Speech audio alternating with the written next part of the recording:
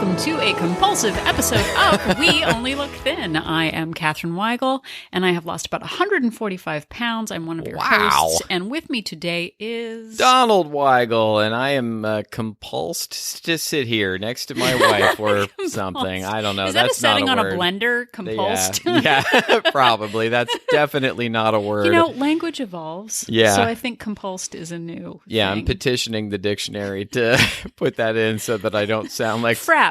Compulse. Yeah. Collab. Oh, no, thank you. Collab is the worst. We don't have time for collaboration. No, We're gonna we stop. definitely We're don't. We're going to collab and list. Yeah. Anyway, welcome to We Only Look Thin. I am Donald Weigel once again, and I have lost a little over 100 pounds, and we are going to tell you about it. You know what's interesting? We actually, a new listener posted on Instagram, the IG, to save time. To save time, I'm going to call because it it takes so much work to say Instagram. iGram is what I call it to save time. It saves so much time. Said she just started listening. She was on episode 1, and that was 2.5 years ago you lost 100 pounds and have been keeping it off. There is a likelihood that there is some regain, but you have not fallen into that trap. Yeah, You no, are not so far. Compulsively inspirational. Thank you, and so are you. So speaking of listeners, we received an email. We sure which did. Which is short for electronic mail. Did you know, I didn't realize this, did you know that electronic mail can travel across the Atlantic Ocean? What? Like the spruce goose? This listener, exactly, like the spruce goose. This listener is from the United Kingdom. Whoa. Yeah. I've heard of them. I have heard of them as well. They used to have an empire that ruled the whole world. Must be nice. Never set, just like my food habits, never set with the sun. Neither did their empire. Exactly. And the email came from Hannah. Let's call her Hannah. Yeah, and Hannah says... first off, I wanted to say thanks for your fantastic podcast. Well, thank you, Hannah. You're welcome. You obviously have incredible taste. Wonderful taste. Wonderful taste. I discovered it a couple of months ago and have been listening regularly ever since. Well, you too, listener, should be like Hannah and listen to the podcast regularly. They're literally listening to it right now. But I don't know if they're listening regularly. Explain to them. I don't know if they're listening regularly. They might just listen. This might be the only time. As a UK listener, I don't always understand your references. I've never seen Gilligan's Island, and I'm hazy on what half and half is and why you're putting it in coffee. So, which we used to think until Hannah's email that the U.S. was the center of the universe, that all things American translated everywhere else. Never occurred to me you didn't get I know. And I went Island. to the interweb and I Googled it, and it turns out they do not have half and half in the UK. Which is crazy. We have been to the UK, and I guess I just didn't really think about half. And half is half cream, half milk. You put it in your coffee. It's a little less decadent than whole cream. Yeah. But it's delicious. Put it in your coffee. And I didn't know. I've just grown up with Gilligan's Island and half, just being those are everywhere. Our two basic things that. Those are the things that... If you're American, that's what you have. And for a second, I was like, USA, everybody, because we have half and half in Gilligan's Island. And then I remembered that in the UK, they have peanut butter Kit Kats. Oh, there we go. And realized that they win. They definitely win. Well, I think it is important for us to recognize our... the responsibility we have to make other people's cultures part of our things. Like, I mean, I forget to talk about Fawlty Towers. Like, we love Fawlty Towers. We love Monty Python, the young ones. Right. But I also think that we need to talk about maybe shows that our American listeners don't know about, but maybe they can add into their vernacular, like The Vicar of Pibley. Oh! It's basically... the UK version of Gilligan's Island. Yeah. Pibley gets stuck on an island with a bunch of other... They're on a 3-hour tour with a vicar for some reason. And get stuck on an island. Exactly. There's EastEnders. We've heard of EastEnders. Nobody knows what it's about. Yeah. But it's part of their thing. I actually used to watch EastEnders on PBS did? a long time ago. I watched it sort of religiously for a year and then for some reason stopped. Well, we need to talk about it more on the podcast. Yeah. What about the Toast of London. Actually, the guy from What We Do in the Shadows is the star of that show. Oh, somebody recommended that to me recently because I was talking about how much I like What We Do in the Shadows. And I assume it's a show about them making toast in London and putting jam. They call it crisps. Yeah, crisps. No, and no, it's not. And then is it jam? Do they say jam there, or is it jelly or Marmite? something else? Marmite? I don't know. Yeah, I don't know. You know, let us know. I don't remember. There's the Bottle Boys. Good old Bottle Boys. Oh, Who yeah. doesn't love the Bottle Boys? There's also a show called Porridge.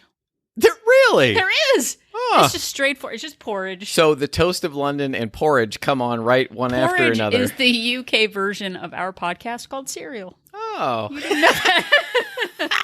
But something interesting you might not actually know for everyone is that a British television show was actually the impetus for the name We Only Look Thin. Did you know that? I know Donald knows that. I do know that. But Hannah, here is the story. We were trying to come up with names for the podcast, something clever, easy to spell, because I am not a speller. Too many letters, and I get very confused. Yeah. Easy to say. You're not a speller yet. You have to tell yourself that you Y-E-T. can be a good speller. But my nerd husband loves... Nerd? This is an outrage! Oh no, I'm totally a nerd. He loves Doctor Who. Yeah, loves Doctor Who. I do. And I've been watching it since I was like 10 years old. Yeah, and when you're coming up with a name for a podcast, Hannah, when you come up with your podcast name, think about things that are inspiring to you. And what was inspiring to me was the TARDIS. Yeah. It is known to be small on the outside, huge on the inside. It's bigger on the inside than it is on the outside. And that is literally where we came up with the name We Only Look Thin, because I look like a TARDIS, but on the inside, I am very big. And we came kind of close to calling the show Bigger on the Inside. Yeah. But we ended up with We Only Look Thin. We Only Look Thin, which was my genius wife's inspiration. Yeah, I'm very happy that it happened. I am Doctor Who, and my companion is all the food I think about. So I travel forward in time with it. I travel back in time with it. I take it with me everywhere I go. Yeah. So and also, let's see, what else do I know about Britain? I know that Downton Abbey. I guess that's British. It happened there, right? What do you mean? Yes, of course it's British. But I always heard that like the band Bush was popular in America, but not in Britain, even though they're from there. So many differences between us, but so many similarities too, including compulsive eating. Oh yeah, that is why we're here today. Yeah. I know that you all tuned in to hear about us talk about British references, but let's get down to the actual question that Hannah asks us. She says, I wondered if I could ask you a question. Yes. Yes is the answer. You can. I sometimes struggle with compulsive eating, so I've found your episodes on binge eating very helpful. I've made a number of changes which have definitely helped, but I still occasionally get stuck seemingly out of the blue by the urge to eat when not hungry, which seems to overwhelm all of my strategies and constructive self-talk. Do you guys have any rescue strategies you employ in the moment when you're gripped by the demon, so to speak?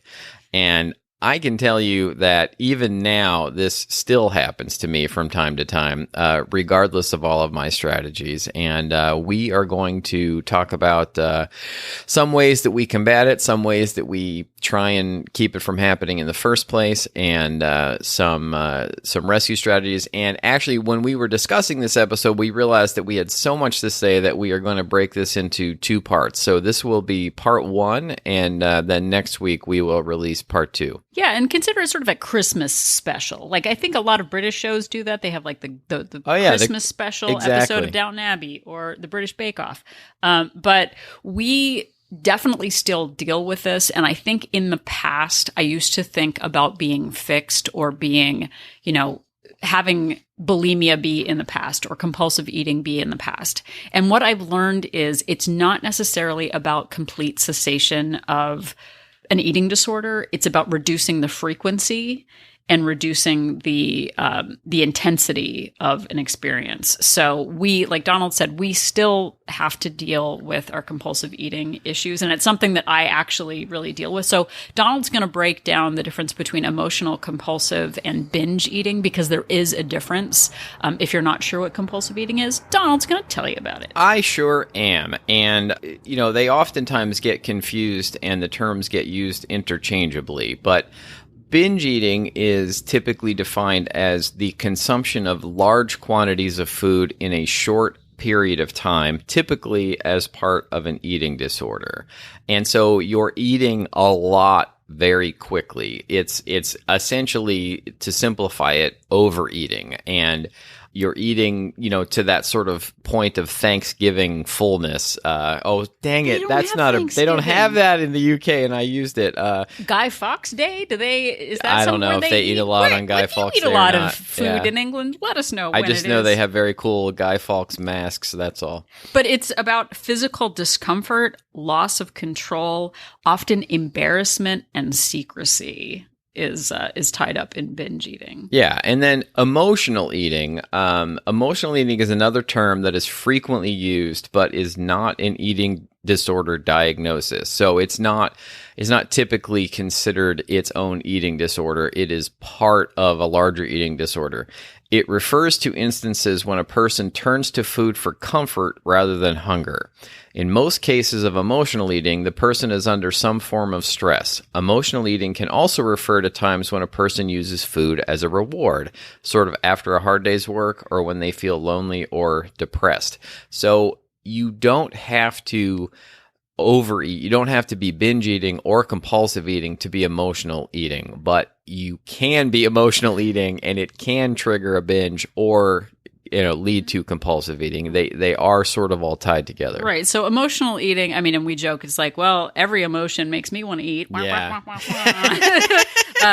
Boobazella. But emotion is caused by a thought that we have about something. So we get an email or a phone call, or we're in a difficult situation and we want to avoid that discomfort. And we do that by eating instead of dealing with the stress. It can also be positive, like Donald said. We're celebrating, we're depressed, whatever it is, any of the 7 dwarves of emotion, we decide we're going to eat. But it's usually tied to a thought. But then there's compulsive eating. And compulsive eating is basically what Hannah described. It is typically used to describe frequent episodes of uncontrollable eating. People who engage in compulsive eating usually feel out of control and are aware that their eating patterns are abnormal. And as Hannah described it, being gripped by the demon. And I have definitely been there. And even fairly recently, I have been there. And I'm going to talk about this more as we go along, but I wanted to point out, even though Catherine and I have reached our goal weights, and we say this all the time, we are not fixed. Like, we still have all of these things in us. We have just engaged in coping mechanisms and strategies that help us get through it and help us maintain our goal weights, even despite having binge episodes and compulsive eating episodes and emotional eating.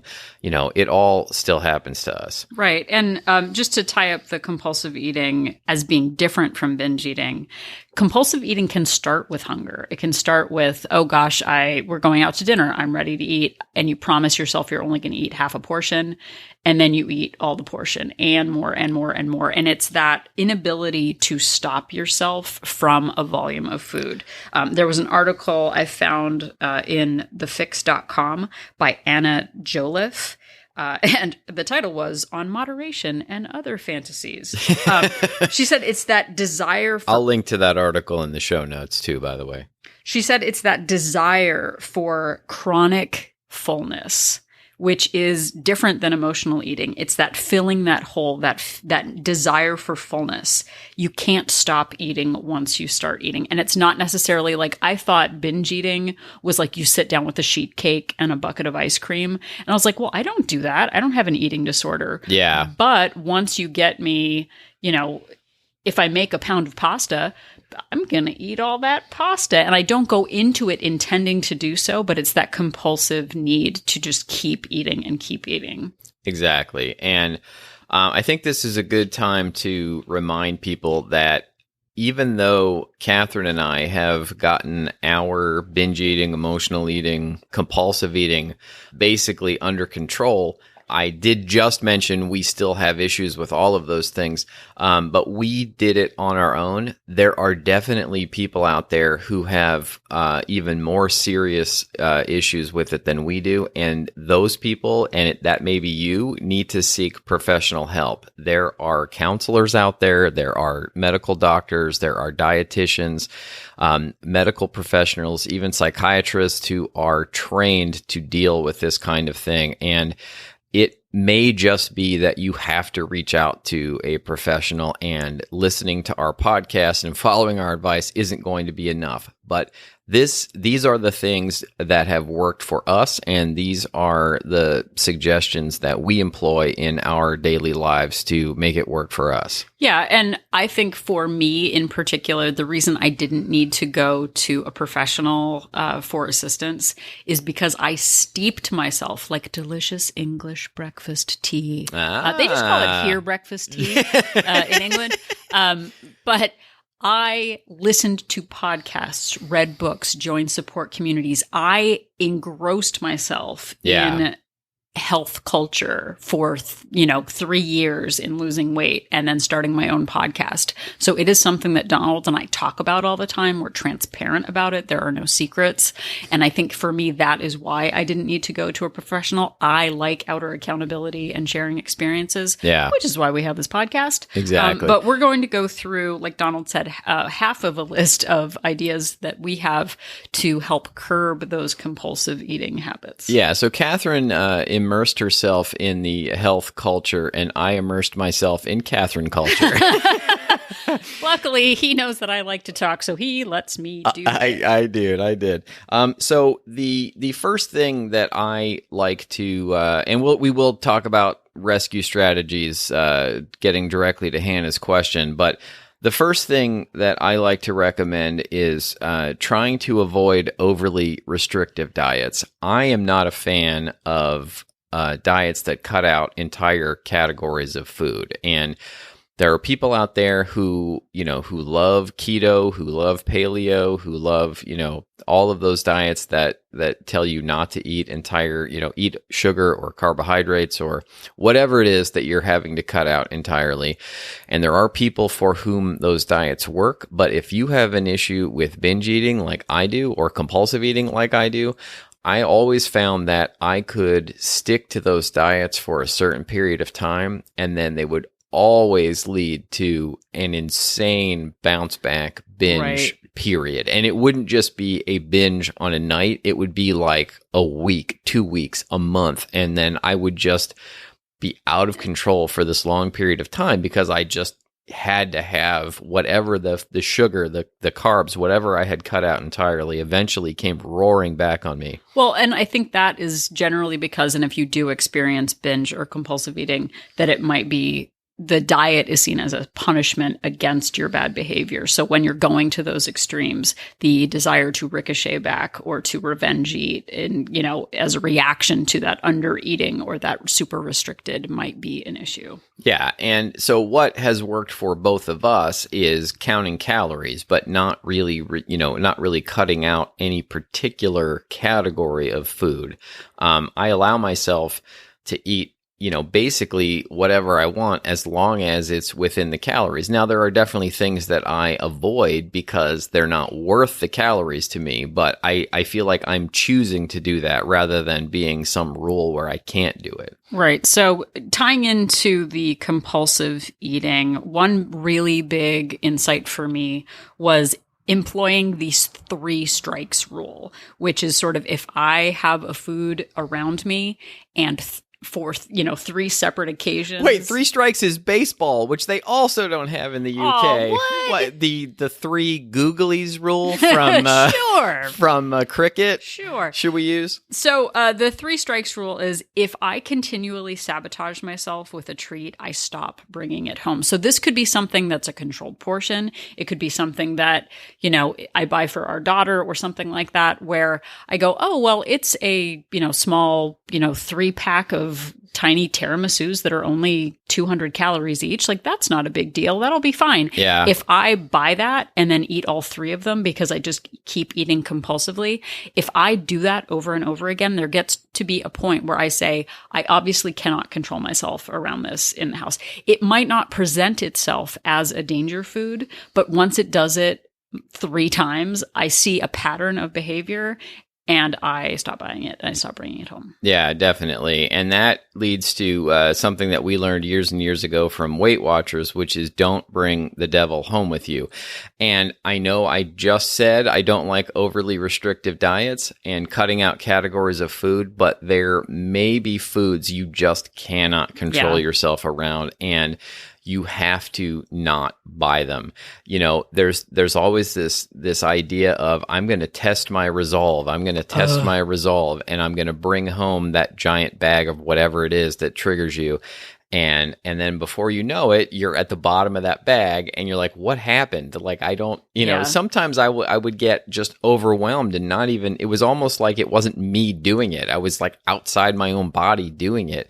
And I think that there was this part of me that really wanted to eat that whole bag of whatever. And so I would trick myself by saying I was going to test my resolve, but just don't do it. Don't bring those foods home. Well, and in this time of COVID too, there are so many people who have sourdough starters and oh my God. bananas. If I see one more post about sourdough starters. Don't get me started on starter. People making banana bread. Like, oh, well, I'm at home and I'll be able to portion it out throughout the week. Like, once you start saying that to yourself, that devil, I do not make a dozen cookies. Yeah. You know, I don't make a big batch of things. I don't bring home sheet cakes. I don't buy a big tray of lasagna to eat, or, you know, like, oh, I'll make 40 portions of curry. Like, oh, that sounds great. I can't do that. So bringing the devil home, whatever that devil is, if it is trouble in your house, don't invite it. It's like a vampire. Once you invite it, will suck out all your blood. Yeah, and just also know that these things can change. And I'm not saying that I'm typical of everyone, but there was a time when I would not bring Coca-Cola home because I knew I had a serious issue with drinking it, and I couldn't just have one. And now I keep a few bottles in the house all the time, and I rarely even go for it. You know, it's like because I've learned I don't really want to drink my calories, so I have learned to moderate that particular thing. But there was a time where one Coca-Cola would lead to 6, and I couldn't control myself. So it can change over time, but use Catherine's 3 strikes rule, and if you have the 3 strikes, put it on the do not bring home list. Right, the googly. The googly, exactly. So that sort of ties into my idea that the package size is the portion. If I buy a family size package of something, there is a very good chance I will eat it. If I buy, a dozen of something or a tray of whatever, that is the portion for me. So for Donald and I, portion control means limiting the portion size, whether that's buying individual servings. It might not be great for the environment, but it is good for my ability to stop eating. So if I buy a family size bag of crisps. Yeah. Oh, crisps. Yeah. I'm going to eat them. But if I buy something like at the checkout stand at the store, there might be a smaller bag, quote unquote. But if you look at the back, it still says 4 servings for 800 calories. Yeah. Go smaller than that and get the lunchbox size portion, which is 160 calories. Like, I will eat whatever size I'm presented with. So presenting yourself with the smallest size possible can matter. Yeah. And I do that with chips, which in the UK they call crisps, as Catherine just said. We call them chips here. Chips are French fries there. It's all very confusing. Oh, all of it. Portion control. But like chips typically come in, ginormous, like party size bags, and then sort of semi smaller all the way down.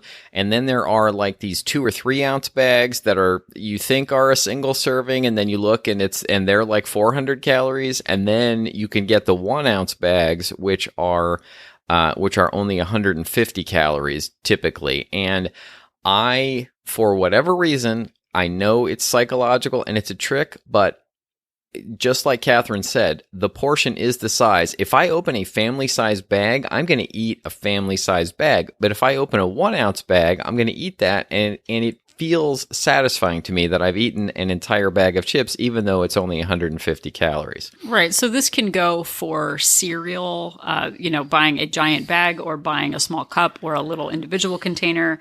This can go for guacamole, anything that is a trigger food, nuts, peanut butters that are, served in little 2 tablespoon containers, because that inability as a compulsive eater to just go like, well, it's uneven on that side. Let me just have one more piece. I still do that. And it's just about training your brain to reassess the portion size. I think it's really important. And an ancillary rule to this is don't eat directly out of containers. Like if you know that something is a bigger portion than you want to eat, portion it out into something smaller before you even start eating it. If you take a tub of some sort of dip and you start eating right out of that tub, like you're going to finish that tub, or at least I would finish that tub for sure. So don't eat directly out of containers is a good rule of thumb to follow. All right, the next rule of thumb to prevent a compulsive eating episode is to don't let yourself get super hungry. I used to make this mistake all the time. I would abstain from eating until I just got ravenous. And then, the demon, as Hannah said, would take over and I would just want to pile food into my face. So I've made it a rule in my life now to eat frequently, eat lots of protein, and what we like to say is to pump up the volume, which is to eat a lot of very low calorie foods, or to add very low calorie foods, lots of fresh vegetables, things like salsa, that really fill you up without being very high calorie, and eat that throughout the day so that you never get to that point where you're just starving. Well, and I like that feeling of fullness, which is part of that compulsive eating. It's like it takes so long for your brain and your stomach to catch up. That feeling of satiety, easy for me to say, that feeling of satiety. So if you want to have some ice cream, like Donald said, take the scoop, put the container away, and then pile on half a pound of strawberries or blueberries or, melon or something like that, because you get that volume of food and it takes you a while to eat it, which lets your stomach then catch up to your fullness sensation. So it's all about that maintaining fullness so that you don't have to compulsively eat higher calorie foods. Yeah, and I wanted to talk about this during one of our later points, but something I have learned is that I actually time when I eat every day, which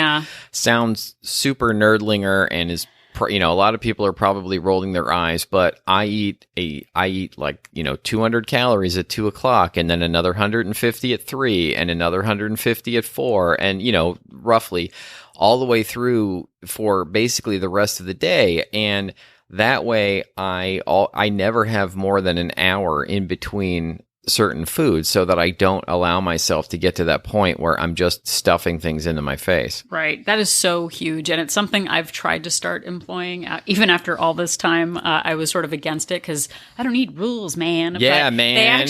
I don't let the clock tell me what to do. Yeah.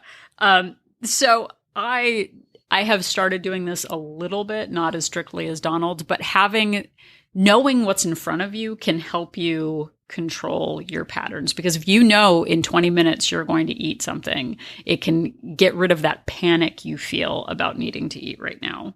So the next big one for me, which was a huge change in my mindset, was none of this is about willpower. It's about making it easy to make the right choice. And part of that is about keeping treats and triggers out of sight. If I have a treat on the counter, it is going to remind me to eat the treat. The other day, and this is where compulsive eating comes in. For sure. Binge eating can be premeditated, I think. Yeah. Compulsive eating is sort of triggered by just like, oh, I could do that right now. For example, and here we go with an example. On top of the refrigerator, I keep these packages of treats called meringues, and they're 30 calories each. What's the big deal? It's a low cal. That's not a big deal, right? Yeah. But I was putting something away the other day and not thinking about food at all. And I put it away and I looked up and there was a lonely meringue sitting in a box with just one left. And I thought to myself, oh, well, I'll just eat that. Like, yeah, you can't let that sit there by itself. Yeah, it's so lonely. But it's that keeping it in my eyesight, in my eye line. I would never have thought about it if I didn't see it. We do a really good job of hiding our treats, putting them in closets up high, keeping them out of their packaging in opaque containers, because the more you see something, the more you're triggered to have it. Like going past the candy dish, at a reception desk. Yeah. We keep them in opaque containers in closets so that they're not at eye line. They're not sitting on the counter waiting for us, reminding us to eat. And I keep the healthy things in easy reach. Yeah. And this may sound like I'm the laziest person in the world, but I try and reduce all of the barriers to eating, choosing to eat apples, for example. If there is a whole apple there, I'm like, I don't want to have to chew that. Oh, my teeth are too bored. So I buy the pre-sliced apples and I put them in the refrigerator somewhere that is really easy to get to and grab, in a clear container where I can see them, and so that when I open the refrigerator, it's like, oh, there are apple slices there, and I can eat a pretty good portion of apple slices for 50 calories, and it satisfies me, and then I'm not digging. I put my more treaty things somewhere where I have to dig and make a conscious decision to eat them and unscrew a container, and they're not in my eye line, and we make the healthy choice the easy, obvious choice, and the less healthy choice the more difficult, harder choice to make. Yeah, I mean, that whole willpower thing. I listened to a podcast the other day. Listened to so many inspiring podcasts. I can't even remember what it's called. I think it was called The Happiness Lab. But they talked about studies that have actually been done about the distance of food and your likelihood to eat it. So they did a test where they had sliced apples in a bowl 1 foot away from a participant in the study, and they had hot buttered popcorn 2 feet away. Yeah. And in that study, the apple slices were eaten much more readily than the popcorn. They reversed it, and the apple slices were 2 feet away, and the popcorn was 1 foot away. Yeah, nobody's touching apple slices if they got to go an extra foot to get to them. But the thing is, whatever was in proximity was what people chose. So it really does matter having those healthier choices. And like, if I'm going to compulsively eating apple slices in the end is going to be less damaging than compulsively eating hot buttered popcorn.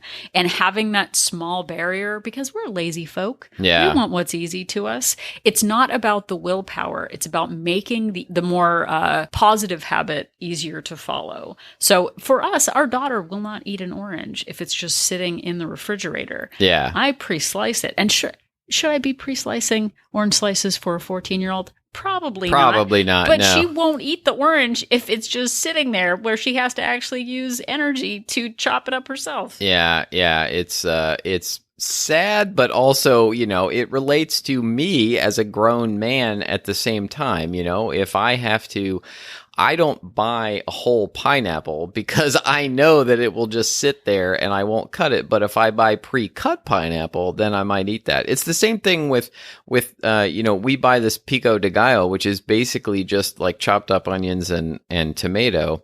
And, if I have that around, I'll use it to pump up the volume on things all the time. But if I had to actually like chop onions and tomato all the time, which again makes me sound like the laziest person in the world maybe, but it is reducing those barriers to making the healthy choice that we have found is one of the keys to doing this and to not letting yourself get hungry and not triggering those binges or those compulsive eating episodes. Well, and I think IG, which is short for igram or Insta-G. Insta-G. I like Insta-G. the influencers would have us believe that they're making jarred salads every day and that meal prep is consistent throughout your entire life and that every habit is followed despite the weather or, stress changes. But realizing that there are times when I feel like making homemade soup or when I feel like, doing a ton of meal prep.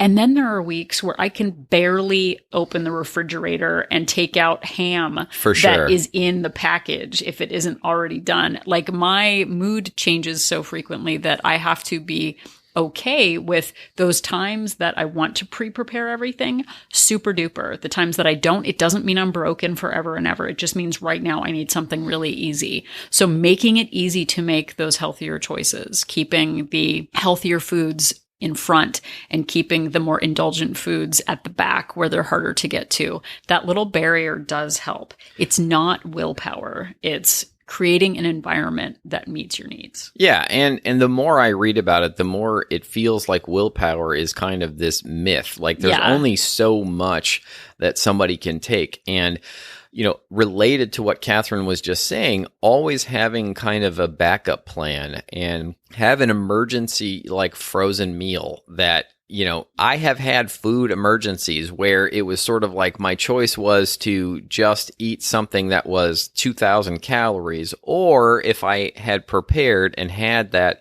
250, 300 calorie frozen meal in the freezer that I could just pop in the microwave and have ready in a few minutes, then I could have that option as well and not just go crazy and trigger myself into a compulsive eating episode. Totally. And then one thing that we do know is real is stress. And a strategy I have found that works very well is figuring out ways to reduce my stress. And it's difficult in this forum to go through a whole bunch of things, but, meditation and exercise help me reduce my stress.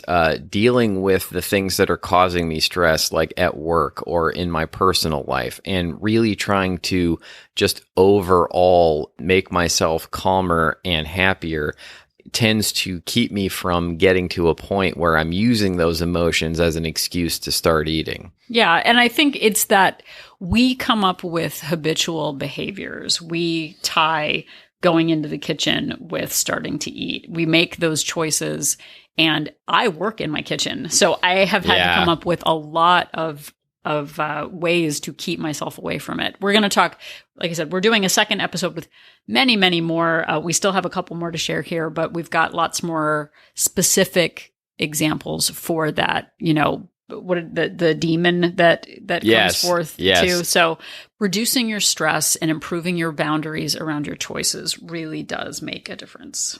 And speaking of boundaries, I have lots of rules around treats and trigger foods that have really helped me with that compulsive behavior. I do not eat trigger foods during the day. No. Just that decision to not start matters, because as soon as I say, oh, well, I'll just have morning, donuts, that'll be great. I know about myself that when I start, I don't stop that compulsive behavior. So I save those triggers for nighttime. Some people eat pancakes for breakfast. They are not breakfast for me. They are dessert. And changing the name of it, I eat cereal, but I eat it for dessert, not for breakfast, because Crunchy Pop, Sugar Flake Pops are not breakfast food. They are dessert foods for me. No, you don't want to get me started on how I think that 80+% of foods that we consider breakfast foods are actually just an excuse to eat dessert first thing in the morning. And for years and years, I did that. I would wake up, have a donut first thing in the morning, have a muffin, have a bagel, I'm probably triggering people with all this food talk. But, we should have started that off with the trigger. Your pancakes, your waffles, like your cereal, all of those things are just complete sugar. Yeah. And starting my day that way, where I'm just like, on that sugar rush high, eating a treat that early in the morning, then suddenly the rest of my day, that's all I want are treats. And those things tend not to fill me up either. It's like I eat that, and then an hour, 2 hours later, I want more food. And so starting off with protein and for me, I don't eat breakfast anymore. I eat later in the day, and that has been one of my rules to keep me from starting off the day binging. Well, and also part of that rules around treats is that, the food industry, and I'm not bashing the food industry because God bless them for all their GMOs and their delicious, hyper palatable food. God bless them.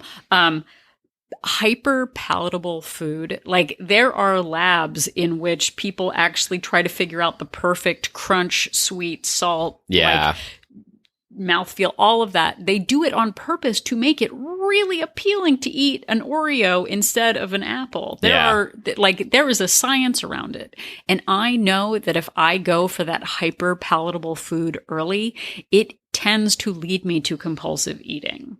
And I mentioned this earlier. Oh, sorry, dear. Didn't mean to cut you off. I mentioned this earlier, but, I don't eat any treats till after dinner. Like, if I have something that tastes super treat-like, chips, little mini candy bar, whatever it is, even if it's low calorie, if I eat it early in the day, that is a bad start, and I generally can't stop. So one of my rules to put in place, so you have to figure out what your rules are. You have to really pay attention and observe yourself like a scientist and figure out, what rules are going to work for me to keep me from getting to that point. What's going to stop triggering me from getting to this compulsive eating episode? Yeah.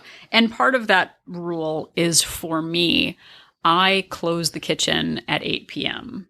And there's no magical calorie barrier that I'm putting in place. And she even announces it. She's like, okay, everyone, the kitchen is closed. Kitchen is closed. But I do that not because there's any magic about digestion or metabolism. I do it because I am never going for a crispy salad after 8 p.m. It's always, ooh, what do I feel like? Like, I'm just eating blah, blah, blah. Like, yeah, for sure. So it's not about the magical metabolism, tidying up, whatever. It's just, I don't make choices that I'm proud of after 8 p.m. So putting whatever your time limit is, depending on your eating cycle and going to sleep, we go to bed very early. We do. We're asleep right now. We're recording this from our bed. But that closing the kitchen for me and having that ritual of, I don't make good choices after 8 p.m. I know that about myself, so I don't eat after 8 p.m. We'll get into some exceptions in the next episode. But generally speaking, closing my kitchen, opening my kitchen at a certain time and closing it, it's not about intermittent fasting. It's about you don't make good choices after 8 o'clock at night. So when do you stop making good choices? What are your danger times? Is 3 o'clock when you meander into the office kitchen the bad time? Don't meander into the kitchen at 3 o'clock. Like, know your own triggers, know the times of the day that are rough for you, and start creating new patterns around those. Yeah, and I didn't realize that there were certain foods I was eating at certain times of day that were leading me to then have a bad day the rest of the day, until I really started paying attention to what I was eating and when and how it was making me feel. And so it's all part of this process of figuring out what is going to work for you, because you really have to work this into the rest of your life. It's not about going on a diet for a little while. It's about making your life work to get to your goal weight and then keeping it that way for the rest of your life. And that's what Catherine and I are working on. And that's what we're trying to help you work on. Yeah, that's true. All right. I think that is going to wrap it up for this episode. We are going to continue this next week with our compulsive eating part 2, Electric Boogaloo. There's more compulsion. We have much more to say about this, and we really appreciate you listening to us. Please tune in next week. Lucky you have more We Only Look Thin to listen to. You win.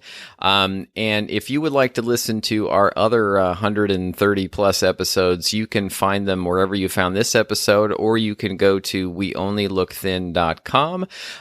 You can listen to all the episodes there, and you can also click on the Join Our Support Group link and find out more about that. It's called Walt Place, and it is for women. It sure is. It is a great place for support and vulnerability and honesty, and a lot of this compulsive eating stuff used to fill me with a lot of shame, and the more I've been able to talk about it, the more I've understood other people's compulsions, the less shame I feel around it, and the more empowered I feel to make changes. So it really does make a difference. You can also find us on iGram or Instag or Instagram if you've got lots of time to spare. Or F-book. Ooh, that doesn't sound as good. Or Faceb. None of that sounds very good. Or Twitter? I don't know how to shorten Twitter. No, you can't. Nobody can reduce that. It's pretty short already. You can find us at We Only Look Thin on the old people social platforms. We're not on the TikToks. We're not on the whatever. No, we don't have a YouTube channel because who wants to look at us oh my gosh, on that a podcast? Sounds exhausting. I can really barely listen to us. If you would like to help us out, though, we would really appreciate if you would go to Apple Podcasts and leave us a rating and a review. It just has to be real quick, but it really helps us out. It'll boost us in searches when people are looking for health and fitness episodes. And Apple, the more ratings and reviews a show has, the more easily they make it for people to find you. Yeah, and it boosts our compulsive desire to inspire others with our inspirational words. So. It sure does, and that was very well said. Yeah, I'm super good at talking about stuff. So. Exactly. So, if you still don't know the difference between 3 strikes and a googly, just remember that Catherine and I are an inspiration.